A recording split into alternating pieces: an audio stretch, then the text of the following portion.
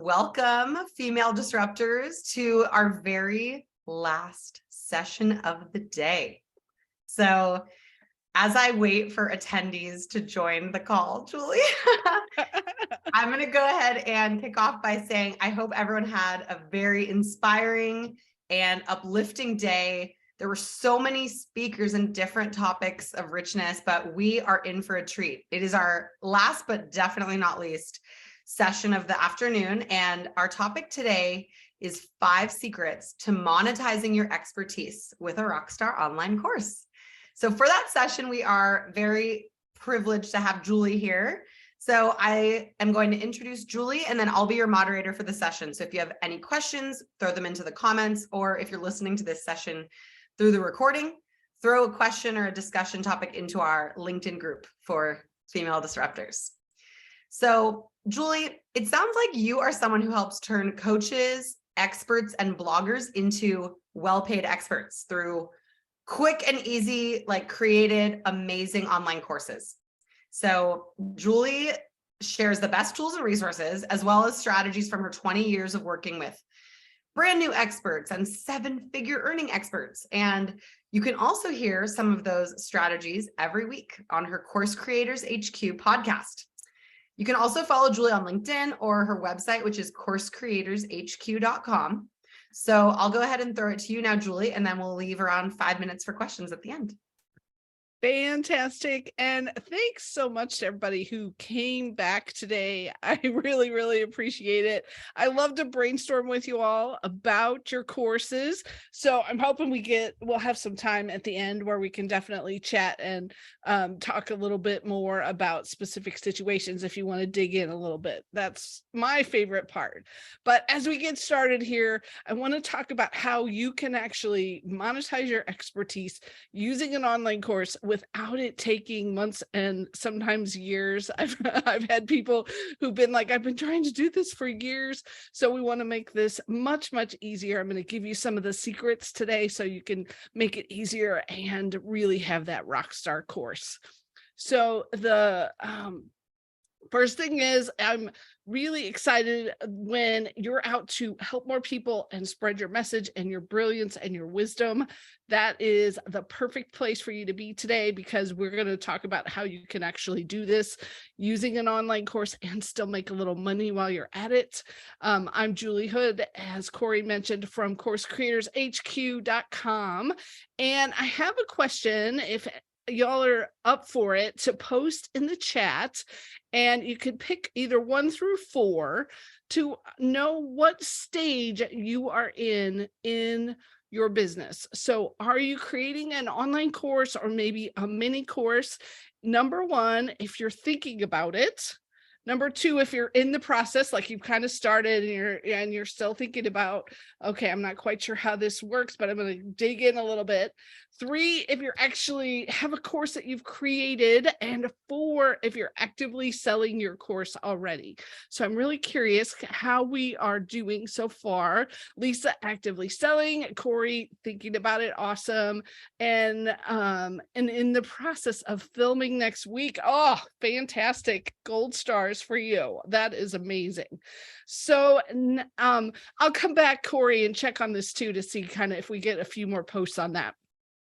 Okay, so secret number 1, let's jump right in to the 5 really important secrets. The first one is the most important question that you can ask yourself, and that is, who is it that you really want to help? Like, who is that person that you are out to advocate for, that you want to succeed by working with them through your course, through your coaching, and the different things that you can offer them? And when I talk about this question, I'm a little bit different than some of the other folks that talk about it, because they will say, demographics, or they're women that are 38 and blah, blah, blah, blah. And all that can be kind of helpful. Like, it can give you a person to speak to. But what I like to do is think about what's common among the people that you're helping to make it a little bit more unique to you. So I'll give you an example here. I work with folks who are wanting to get their courses created. And so the students that go through my 24-hour course creator program, there's a couple things that are really common among them. Usually they're very busy. Second thing is they want the easier, faster way to do things. They may be a little bit tired of the whole tech, and they've had issues with tech, and that can get in their way sometimes. And then often they have bought a course creation program before and they didn't get their course created.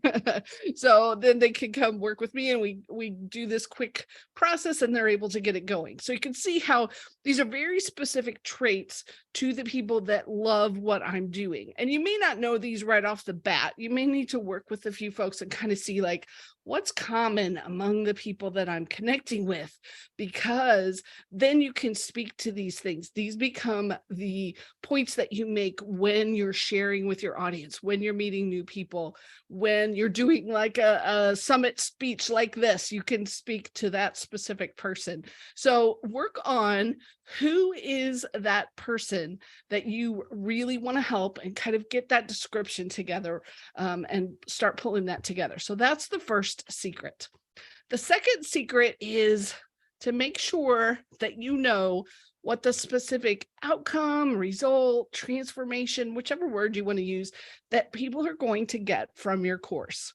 And this is really, really important because you wouldn't believe how many folks that I work with who are like, yeah, I'm going to create this great course about blah, blah, blah. And I'm like, okay, that's great. That's what it's about. But what happens at the end when I take your course? What am I going to have or be able to do? Or what's going to be different for me? And that's where you want to start before you actually put the course together.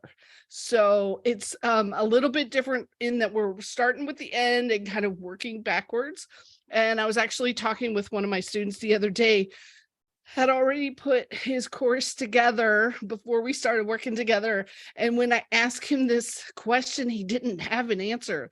He didn't quite know like what people would get from being in his course. So make sure you think about that. And also make sure that you've figured that piece out so you can put the course together to get there.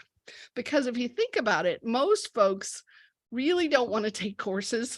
Like we don't particularly want to sit down and take a course. What we want is that outcome, that result that comes on the back end of doing it. So I'll tell you a quick story about how you can help figure this out, this outcome that you're giving. So when my daughter was little, which is many years ago now, she loved to watch Dora the Explorer. And I was really glad to have her watch this show because I'll tell you, she has turned into an incredible navigator. She is always the person I want sitting next to me in the car, because if you ever watch Dora the Explorer, each episode was an adventure that they would go on, and she'd have her backpack, the purple backpack, and then my favorite character, which was the map, and he had his own song, and they would go through the map, and you can see they'd have 3 different stops along the way as they're going on their adventure. So the map was the essential piece of the whole show. So I want you to remember, as you're trying to put together your outcomes and how you're helping your customers and your students, is to map what their journey is, and to really think about what are some of the stop signs and the things that are happening along the way as you are working with them. And typically it's kind of a chronological kind of thing, you know, a beginner, intermediate, like what are the steps that they need? So I was mapping this out for my podcast listeners, and I noticed a lot of times they would come up with an idea for a course. So that was one of the early steps for them. Then if they got a little bit further down the line, they were trying to think about where should I host my course? And then they were always like, oh, wait, I'm way too busy. I don't have the time to put my course together. And then, so when I get to this next point, we kind of get them to that place where they're going to actually create the course. Then there were some things that they needed after that. So they need a sales page, they need a webinar or some kind of presentation. And so I'll explain in a minute how I use this, but you can see I've sort of started putting together this journey for the folks that I am working with. Now, where I found some of these things, like if you're just getting started with this audience, you may not know all of these things. I went to go visit some Facebook groups where I knew my audience, my experts were hanging out. And I looked at those posts that had a lot of comments on them because those were the ones where people were really excited. So this was one where they were asking about what course platform should I be using? And so that was one of the things, like, where should I be hosting my course? So that one went on the map for my course creators. Another really good thing, what questions are people asking you? Start jotting those down and keeping up with those, because you'll probably get started asking the same questions over and over. Those are those essential, like, stop along the way kinds of things. Another website that can be helpful depending on your topic, I've found some topics are better than others. It's called answerthepublic.com. And you just go in and you type in your topic, and it gives you some information about what people are looking for and what they're asking about. So it's just a place to go look. You may or may not have some good results there, but it's a place to start looking. And then you want to remember that your goal here is to get to know your audience and what the problems are that they're having. So what are those things that are coming up for them? Because then you come back and you take that journey and you start mapping out how you're going to help them and how it fits. So I'll tell you what I did here. The idea, people, is my idea any good? So I have a free training that I use to build my email list on, is your idea any good or not? And then they're wondering about where to host their course. So there's another training that I offer on that one. And then the whole time thing fits right in with my course on helping them with the time. So you see how I'm taking each of these little stops along their journey and helping them. And then even after they finish this course, there's more courses for the other steps too. So that's how you use this journey and pull it together so that then your course has that incredible outcome for them.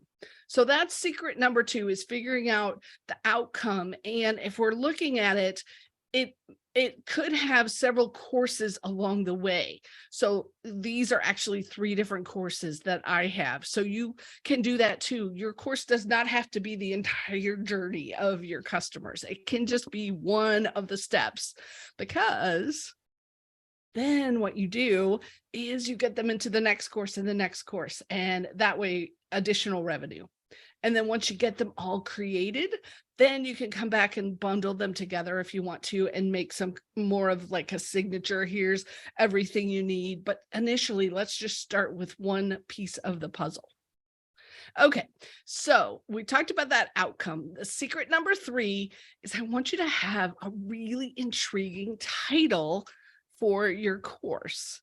So when I say 24-hour course creator, usually I kind of get a little bit of a wrinkled look, like, 24 hours. Do you mean that we're going to work 24 hours straight and get the course together? And no, that's not what it is. We usually spread it out. We'll either do like a 3-day weekend.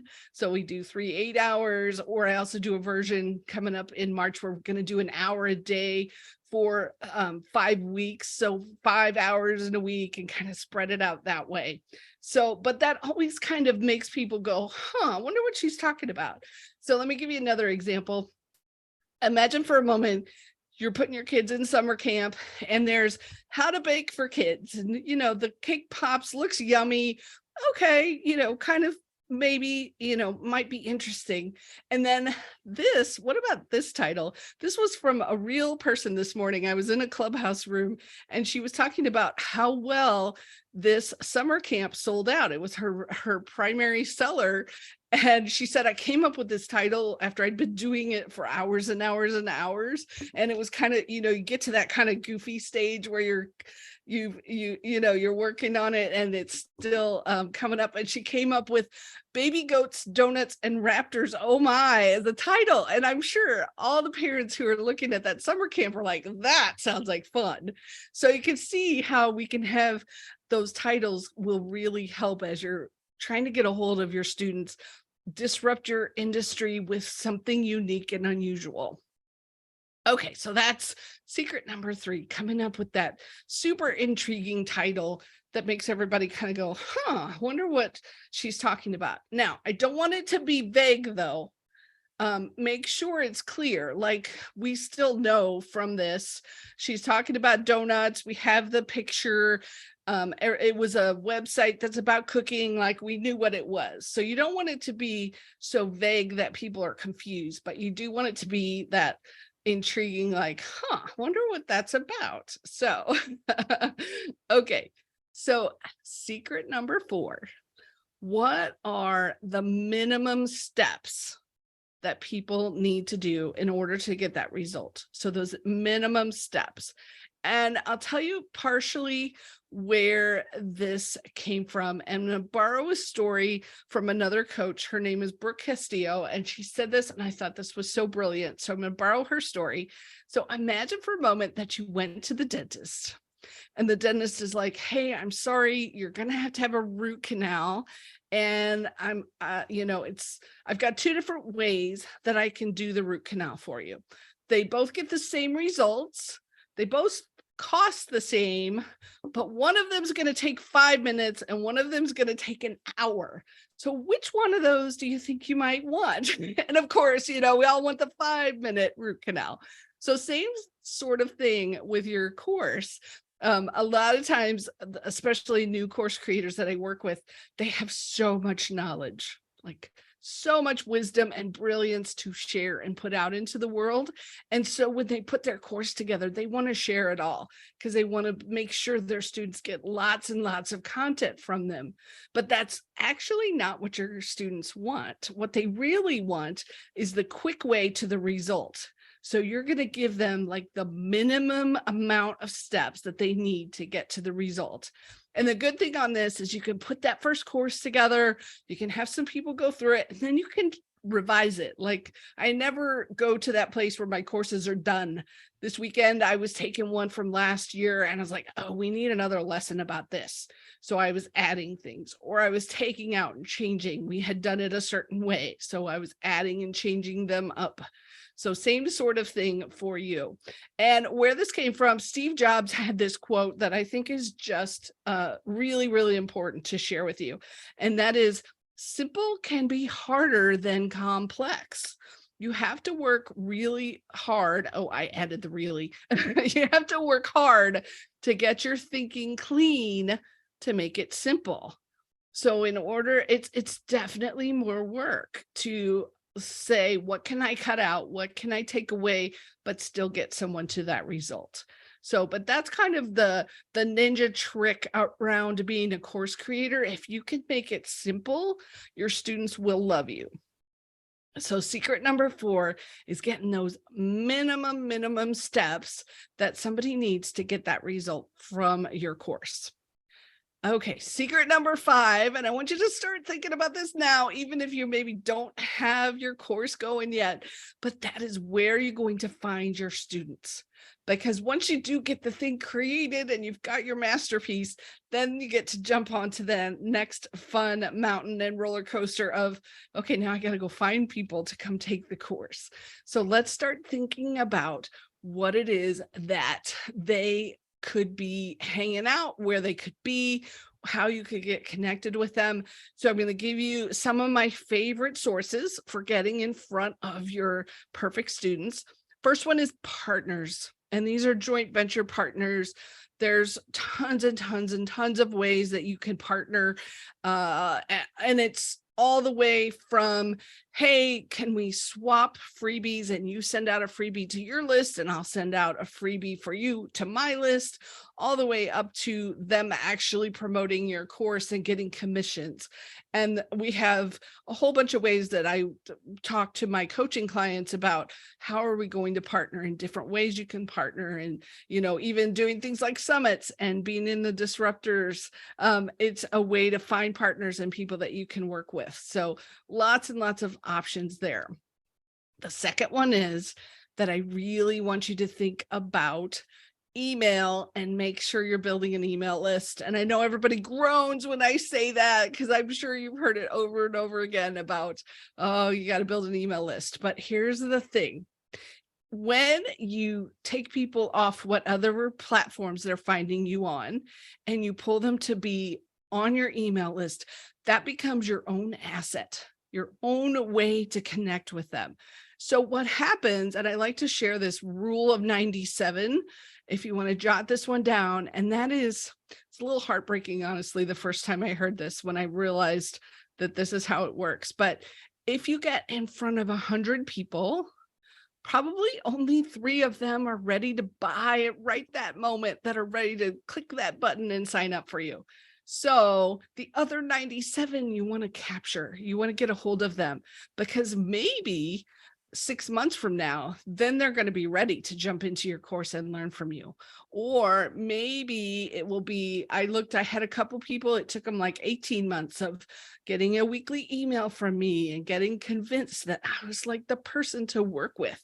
Because I know you guys have probably heard, they have to know who you are, they have to like you, they have to trust you. And one of my mentors also said, they really have to believe that you are the perfect person to help them with whatever your topic is. So, Corey, I'm curious, before I finish, do we have any questions? Forgive me, I had to find the mute button or unmute. So we don't have too many questions from the audience yet, but I already have multiple questions that are coming to mind, and they can apply to my own course, which hopefully I'll be creating someday. Does that work good? Yes. So, okay. So this was such mind-blowing, helpful information. I think you used a lot of the best practices that you are recommending in this very live course. You got that. Good job. Yes. So I would say, in order of, the steps that we would take, my first question is around identifying the people that you want your course to help, like the people your course is for. What would you recommend to strike a balance between finding those commonalities that they all have as a challenge, because we want to help them solve a challenge, but not like insulting or criticizing their lack of capability today, because we're trying to bridge a gap in their knowledge? How do you go about advertising who your course is for in a positive light? Oh, that's such a good question. I haven't gotten that one before. So a couple things that I think you can do is the way you share it, in that you can say something like, some of the beginners that I've worked with didn't know this, or I think when you can say that it's a lot of people, so like a lot of the people I've worked with have seen these things happening. So it's less of a, oh my goodness, I can't believe you don't know this, and more of a, yeah, we're all in the same boat. We didn't know this when we got started. That kind of approach, I think, can be super helpful too. So, and then I'll continue here, that goes on with the social media side of things. So you can start using social media to help pull people in to your email, to get on your email list so that you own it. And here's why I want you to own it, because I don't know if you guys remember, it's probably been 6 months or maybe a little longer, the day when Facebook and Instagram both went down and everyone was out. You remember that, Corey? Yes. And so all the people who had email lists, they were in good shape because they could just send out an email and still get connected with their folks. So love the social media for different ways to connect, but then always be pulling people in to sign up with you. Definitely. Okay. So I love that advice. Does that help a little bit? Awesome. As far as how to address it. So, and then I got a little bonus secret. Is it okay if I share this one too? Yeah, we have a few minutes left. Awesome. Okay. So, bonus is to buy a domain name that you can use just for your course, not even just for like your business, but so that when you're on a summit, when you're on a podcast interview, even on your social media, you can send people directly to your course so that they can go find out a little bit more. So buy that domain name and redirect. It's a really easy way to make sure people can find you. Love that last tip, especially because you told us to create a catchy, intriguing title. So coin that title as the domain. Yes, exactly. And then I have a few stats if you want me to share, just kind of to warm up your brain around how this could potentially work. if you can sell 10 courses at $500, which is a, kind of a middle of the road price. Sometimes they're more, especially if you have group coaching added in. Sometimes people will do less. That's $5,000 right there. And so play with the numbers, like play with how many students. That's just 10 students. How many would you need to get to different numbers as you're thinking about, is this a good place for me to be playing? Should I work on a course or not? And then I had to share these two stats because they're kind of mind-blowing about the way courses and e-learning is going. It's predicted that it will be worth $460 billion by 2026. I just got this new number today for the e-learning market. So that's online learning overall. And then in the US, they were saying it could grow by 12.81 billion between 2020 and 2024. So we want to get your slice of that pie around how people are really getting used to learning and learning online. So depending on where you want to go, Corey, we can do some questions, or I've got a few more things I can share. Totally up to you. Okay, I have one final question from the audience that I think would be good, well-timed here. So good. Love the idea, by the way, of, creating mini courses and using mini free giveaways to get people enticed on your topic. So one question is, what do you see as the biggest hurdle that people are prevented from starting their course, or the biggest mistake that throws off their course? You already mentioned the one of not knowing exactly what you want the outcome to be, but would love to hear like the 2 or 3 other most common challenges so we can all avoid them. Awesome. Yes, thank you. So the other one is trying to put everything they know into the course. We talked about that a little bit, and just about every course creator I know does this because they're feeling kind of unsure. Like, am I expert enough for this? Am I ready to teach this? Do I know enough? And so really paring down and being okay with, you're going to have a course that maybe isn't this signature course right off the bat. I love it when you can start with just a little bit smaller course, and then you can get that out there, get some revenue coming in, get some confidence, get some students, and then build on that and keep on going. So that would be the second one. And then the third one definitely would have to be the technology. People pause when they're like, I have to pick a place to put my course. I have to figure out where I'm going to host it and all the tech that's involved. So just a couple quick questions as you're evaluating different tools. Yeah. I'll throw out just a couple things to think about.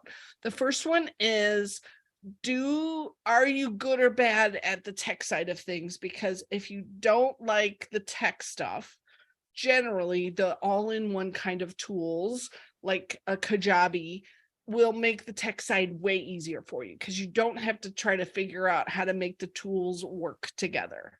However, if you're the type, like, let's say you already have an email newsletter, you already have a website, you have a lot of the pieces already, and you just need a place to host your course, then you might want to do something like Thinkific or Teachable. Those are both really good for just course hosting. And then you have the other pieces of the puzzle for your online business. So 2 really quick things. And then the third question about that, always ask, does it include unlimited video hosting? Because if not, video hosting can get expensive because there are some tools out there that won't do the video hosting for you. So then you have to pay for that separately. So just wanted to throw those out. There's a whole lot more to it, Corey, but I knew those 2 big things kind of are the ones that those are key. And I wouldn't even have known to ask those. So that's super, super helpful. Thank you. Awesome. So, and if you guys want to take a quick screenshot, this is where we can get connected. And I did put together that mini course for the disruptors. If you guys want to get a hold of it, coursecreatorshq.com/disruptorsidea. And I'll stop sharing here. So thank you so much, Corey. This was so much fun. This was really fun learning, and thank you to everyone who joined. Thank you to those of you who watched the replay, and happy Female Disruptors. Hope you had a great day at the Digital Summit. Thanks for joining. Thanks, everybody. See you soon.